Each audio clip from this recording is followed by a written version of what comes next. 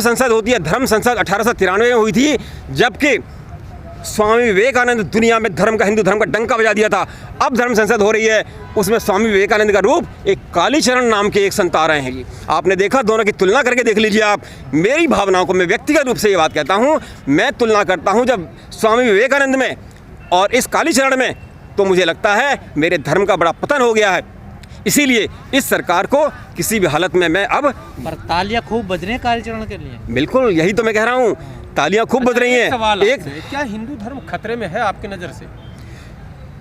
खतरे से क्या मतलब है? खतरे से मतलब एक तो ये है आपकी धर्म संस्कृति तो खत्म हो ही रही है। ये इस तरह के लोग सत्ता में आ गए हैं, संस्कृति को खत्म कर दिए। पहले क्या होता था, आप देखिए, ब्रह्मचर्य, गृहस्थ, वानप्रस्थ और सन्यास, ये चार आश्रम थे। अब क्या होता है, आदमी पहले सन्यासी हो जाता है, उसके बाद उसके बाद आके राजगद्दी लेता है। धर्म के ठीक उल्टा काम कर रहे हैं ये। पहले सन्यासी फिर अय्याशी, पहले सन्यासी और फिर अय्याशी।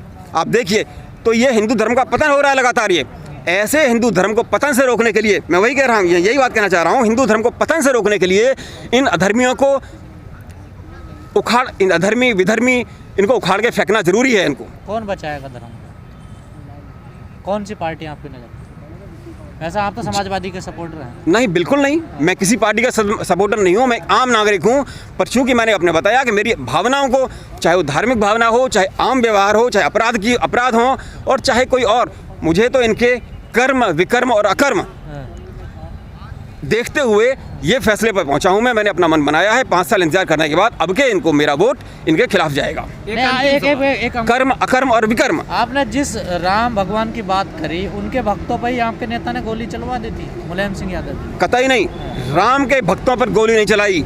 संविधान और न्याय व्यवस्था की रक्षा करने के लिए ऐसे सम्राट को सैल्यूट करते हैं, नमन करते हैं, जो कि न्याय और कानून की रक्षा के लिए इस बात की परवाह नहीं करता कि मेरे वोट आएंगे या नहीं जाएंगे, मैं सत्ता में आऊँगा या नहीं आऊँगा। उसे सिर्फ इस बात की चिंता है कि मुझे राजधर्म का पालन करते हुए मर्यादा पुरुषोत्तम श्री राम और भगवान श्री कृष्ण के सही मायने में अगर देखा जाए, धर्म की रक्षा करने वाले ऐसे नेता ही होते हैं जो अपने कर्तव्य पथ पर चलते हुए राजधर्म का निर्वाह करते हुए और अपने सत्ता को तिलांजलि दे देते हैं। राम बड़े, संविधान बड़ा? हमेशा ही देश का वर्तमान राजा, वर्तमान संविधान हमेशा ही बड़ा होता है, हमेशा ही ऊपर होता है। वैसे इन चीज़ों में राम को और संविधान में तुलना करना ही अपने आप में बड़ी बेईमानी है। परंतु चूंकि मुझे कहना भी राजधर्म का पालन किया, बिल्कुल राजधर्म का पालन किया। राम व्यक्तिगत रूप से नहीं है, राम एक आस्था का प्रश्न है। कह रही है कि राम भक्तों पर गोली चलवाने वालों को वोट दोगे या राम भक्त को बचाने वाले, राम मंदिर को बनाने वालों को गोली दोगे, वोट दोगे? उस समय भी आप फिर से देखिए, उस समय के जो मुख्यमंत्री थे, उन्होंने कहा सुप्रीम कोर्ट में केस चल रहा है, सुप्रीम कोर्ट का फैसला आने दीजिए। सुप्रीम कोर्ट की तरफ से प्रतिबंध था, मुख्यमंत्री की तरफ से प्रतिबंध नहीं था मंदिर बनाने पर। आज सुप्रीम कोर्ट का फैसला आ गया। अगर योगी जी या मोदी जी या कोई भी इतने ही राम भक्त थे तो सुप्रीम कोर्ट का फैसला आने से पहले मंदिर क्यों नहीं बना लिया? फिर मंदिर सुप्रीम कोर्ट के आदेश से बना है, कोई भी सरकार हो अब उसमें रुकावट नहीं डाल सकती। ये तो आपके व्यक्तिगत भावनाएं आपकी थी, लेकिन आम समाज में जब आप मिलते जुलते बैठते हैं तो क्या लगता, क्या वाकई सरकार के खिलाफ आक्रोश है? मैं एक आम आदमी की भावनाओं को ही व्यक्त कर रहा हूँ। मैं जहाँ भी मिलता हूँ लोगों से, कुछ तबका कुछ तबका ऐसा होता है, क्योंकि लोगों के हम आम समाज में मिलते जाते हैं, कुछ तबका ऐसा होता है जो आज भी सपोर्ट में है, जो जिसको मुश्किल से मैं समझता हूँ 15 से 20% वो वोट है। 15 से 20% है, 15 से 20% वोट है। वो वोटर है कि जो बिल्कुल सोचता नहीं है, पार्टी से बना हुआ होता है, पार्टी किसी ना किसी कैडर से बना हुआ होता है। आपने कभी दिया बीजेपी को वोट? मैंने वोट दिया है एक बार, यस। 300 किलोमीटर दूर जाके, विदेश में था जी, जिस वक्त घोषणा हुई थी कि नरेंद्र मोदी जी आएंगे प्रधानमंत्री के लिए, बड़ी प्रसन्नता हुई थी। 300 किलोमीटर 2014 में 300 किलोमीटर ट्रैवल करके मैंने वोट डालने गया था। रात भर ट्रैवल किया था मैंने, पहले कहीं और फिर वहाँ से वहाँ वोट डालना है जी। और लोगों को समझाया था नहीं, इस बार हमें परिवर्तन देखना चाहिए, एक ऐसा आदमी अच्छे दिन आने वाले हैं जी, बिल्कुल। मैं ये, और उस समय तो मैंने ये भी कहा था, लगता है कि भारत को जैसे कि एक समुद्रगुप्त विक्रमादित्य भारत का एक बड़ा प्रतापी सम्राट हुआ है, समुद्रगुप्त विक्रमादित्य के रूप में मैंने अपने ट्विटर में उस समय लिखा भी था, लगता है कि हमें एक समुद्रगुप्त विक्रमादित्य के रूप में लगता है नरेंद्र मोदी का आगमन हुआ है। और आज देखने के बाद इतनी आज धारणा मतलब इसीलिए मैं कहता हूँ, आज मुझे 300 किलोमीटर पहले मैं 300 किलोमीटर दूर जाके वोट डाल के आया था, आज सारी दुनिया के 3 चक्कर लगा के भी इनके खिलाफ वोट डालना पड़ेगा, तो ना करूँगा।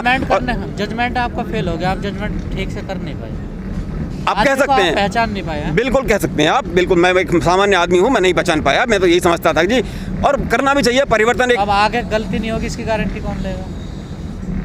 मैं तो कह सकता हूँ, गारंटी तो कैसे ले सकते हैं आप, गारंटी कैसे ले सकते हैं आप, गारंटी तो कैसे ले सकते हैं? जनता की अपनी भावना है, आगे भी लोग आते रहेंगे इस तरह के। ये तो ये है कि एक बार का अनुभव है, अब दूध का जला वो छाछ को भी फूक फूक कर पीता है। हम कोशिश करेंगे कि दोबारा से इस तरह के भेड़ की खाल के भेड़िए को हम पहले ही भेड़ की खाल ओढ़ के अगर भेड़िया आ जाए तो उसको पहले ही पहचान लें, कोशिश करेंगे। हो सकता है गलतियां इंसान गलतियों का पुतला है, गलतियां आगे भी हो सकता है कि होती रहें, पर कोशिश यही करेंगे कि अगले 50 साल तक कम से कम जब तक ये पीढ़ी हमारी जीवित है, ये संज्ञान में रहेगी, तब तक इस तरह की प्रवृत्ति के लोगों को दोबारा हम सत्ता में आने का मौका नहीं देंगे। बड़े जोश और उत्साह के साथ में पिछली सरकार को जो लेके आई थी, इस बार भारी निराशा और अवसाद में है, और अब एक मौका देख रही है, उसका वो अवसर अब आ चुका है कि अब इस सरकार को उखाड़ फेंकना है। निराशा क्या मिली सर आपको इस सरकार से? निराशा ये मिली है, इंफ्रास्ट्रक्चर डेवलपमेंट की जहाँ तक बात है, ये पुरानी सरकारों के किए हुए काम थे जो चल रहे थे, उनको करते रहे, हम इस बात से इनकार नहीं कर सकते कि ठीक है, परंतु देश के अंदर एक सामाजिक सद्भाव को पूरी तरह से इन्होंने बिगाड़ के रख दिया है। लाखों आदमी पैदल हमने सड़कों से जाते हुए देखे, उस समय पर लगा ही नहीं कि सरकार कहीं है इस देश में, इस प्रदेश में कहीं सरकार कहीं नज़र ही नहीं आई कहीं। तो लेकिन जनता ने बिहार में फिर चुन लिया था उस दृश्य के बाद से। नहीं, जनता ने चुन लिया, उसके बाद भी ये तो आप देख सकते हैं कि किसी तरह के सामाजिक गठबंधनों को देखते हुए जनता ने किसी तरह, और संभवतः एक ये भी जनरल एक नरेशन ये भी है लोगों में, एक भावना इस तरह की है कि काफ़ी बेईमानी वहाँ पर हुई है। आप कैसी सरकार चाहते हैं? हम ऐसी सरकार चाहते हैं जो देश के अंदर, प्रदेश के अंदर सामाजिक विकास के साथ साथ, विकास तो एक बुनियादी ज़रूरत है, पर उसके साथ साथ आम आदमी, किसान और मजदूर तबके के, गरीब तबके के हितों का ख्याल रखने वाली सरकार हो। आप देखिए, कोरोना के बाद से सारे स्कूल लगभग बंद हैं, पढ़ाई लगभग चौपट हो गई है, पर प्राइवेट स्कूलों की फ़ीस लगातार सारी की सारी हमें देनी पड़ रही है। आप समझिए, मैं उन लोगों की बात कर रहा हूँ जो कि सीधे प्रभावित हो रहे हैं। मेरे बच्चे या उस आम आदमी के बच्चे जो इस प्राइवेट स्कूलों में पढ़ रहे हैं, सब लोगों ने अपने प्रतिनिधि लोगों ने वहाँ पहुँचाने की कोशिश की, पर कहीं कोई सुनने वाला नहीं है।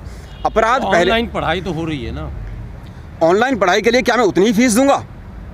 क्या मुझे उतनी फीस देनी चाहिए? यहाँ तक कि प्राइवेट कोचिंग भी जो चल रही हैं, उन्होंने भी जब ऑनलाइन लेने के बाद उनकी फीस भी आधी हो गई, पर प्राइवेट स्कूल जो कि लुटेरे हैं। सर ये तो संकट है ना, एक देश को समझिए ना इस चीज़ को। तो लूटोगे हमें, वही पुलिस ने तो मदद कर तो रही है सरकार, आपको राशन दे रही है, मुफ्त में टीका लगा रही है। मैं तो ये मेरा जो भाव है वो ये है, एक लुटेरों की सरकार आ गई है। जैसे कि हमारे सबसे बड़े नेता देश के प्रधानमंत्री ने कहा, आपदा में अवसर, तो इस सरकार ने आपदा में अवसर ढूंढ के आम आदमी को लूटने का काम किया है। लगता तो ये है कि इनका प्रायोजित कार्यक्रम है, जिसे सर चंदा दे रहा, आप कह रहे लूटने का काम दिया। आम आदमी ने अपनी मर्जी से चंदा दिया पीएम केयर फंड में। चंदा, आम आदमी कहाँ चंदा देने की हैसियत बची है आम आदमी की? वो आम आदमी नहीं है जो चंदा दे रहे हैं, वो तो बड़े आदमी हैं, उद्योगपति हैं, पूंजीपति लोग हैं, जो कि ऐसे मौके पर भी जिनकी संपत्ति 10 गुनी 100 गुनी बढ़ रही है। सारा देश की आम आदमी जो इस समय खाने को मोहताज हो गया है, उसे कम से कम उस मजबूरी का, सरकार की उस मजबूरी का सहारा लेना पड़ रहा है कि जो 5 किलो राशन से मिल रहा है। सरकार आएगी सर यूपी में ये सरकार निश्चित है कि ये सरकार जा रही है, और इस समय एकमात्र विकल्प जो सामने नजर आ रहा है वो है समाजवादी पार्टी के रूप में। तो निश्चित रूप से समाजवादी पार्टी की सरकार आती हुई नजर आ रही है इस समय। कैसे आएगी? आप थोड़ा समीकरण बताइए समाजवादी की ऐसे आएगी। समीकरण यह है, आम आदमी समीकरणों की बात नहीं करता, वो अपनी भावनाओं को वोट के रूप में परिवर्तित करता है। गांव समाज में आपको लगता है कि लोग कह रहे हैं कि समाजवादी को ही? निश्चित रूप से हम तो जहां भी जाते हैं, हम अपने आसपास के जहां भी देखते हैं, गांव में जाओ तो बात करते हैं, किसान बात करता है, अरे हमारे खेत तो चर लिए गाय ने, हमें तो सांडों ने मार दिया।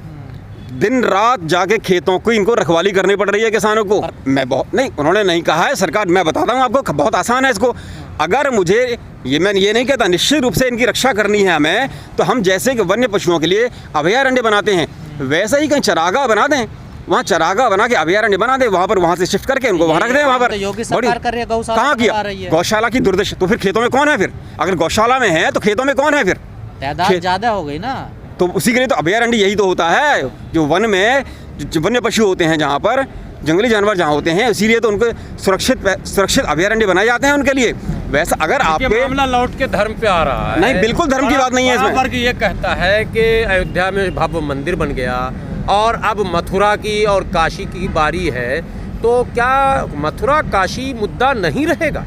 धर्म की जो बात कही, मैं फिर से एक बात बोलता हूँ, ये भी एक कारण है कि मुझे लगेगा कि धर्म की इन्होंने जितनी दुर्दशा की है, धर्म को इन्होंने अधर्म में परिवर्तित करने का काम किया है, ये भी एक कारण है कि मेरी भावनाओं को, मेरी धार्मिक भावनाओं को जिस तरह से ठेस पहुंचाई है, उसके लिए भी मैं चाहूँगा इस सरकार को उखाड़ दिया जाए। वजह इसकी आप देखिए, भगवान श्री राम मर्यादा पुरुषोत्तम, एक पत्नी व्रता मर्यादा पुरुषोत्तम श्री राम, जिन्होंने माता सीता को की रक्षा के लिए उस समय के सबसे शक्तिशाली राजा रावण को युद्ध में परास्त किया, उन मर्यादा पुरुषोत्तम श्री राम के मंदिर का शिलान्यास एक ऐसा आदमी करता है। बेशक वो देश का सबसे ऊंचे पद पर होगा, लेकिन पद धर्म के मामले में पद नगण्य होता है। संतों की भाषा में, संतों के समाज में धर्म तो अभी कह रहे थे स्कूल चाहिए हमें, एजुकेशन, आप तो फिर धर्म पे आप नहीं, बिल्कुल नहीं आया। मैं आपको यही कह रहा हूँ, पहली प्रायोरिटी मेरी है। आपने कहा पहली प्रायोरिटी मेरी है। मेरी बात यह है, अभी मेरी बात पूरी कर रहा हूँ मैं पूरी कर रहा हूँ अपनी बात को। प्रधानमंत्री ने एक ऐसे आदमी ने जो अपनी पत्नी को छोड़ के बैठा हुआ है। हिंदू धर्म में कोई यज्ञ होता है, कोई पूजा होती है, कभी भी उसकी वामांगिनी, उसकी अर्धांगिनी उसके बराबर में बैठी होती है, उसके बिना कोई यज्ञ पूरा नहीं होता। और इन्होंने एक ऐसे अधर्मी आदमी, अरे पद पर बने रहो पर कम से कम धर्म में हस्तक्षेप मत करो। ऐसे मंदिर का, भगवान श्री राम का शिलान्यास एक ऐसे आदमी ने किया है जो अपनी पत्नी को छोड़ के बैठा हुआ है।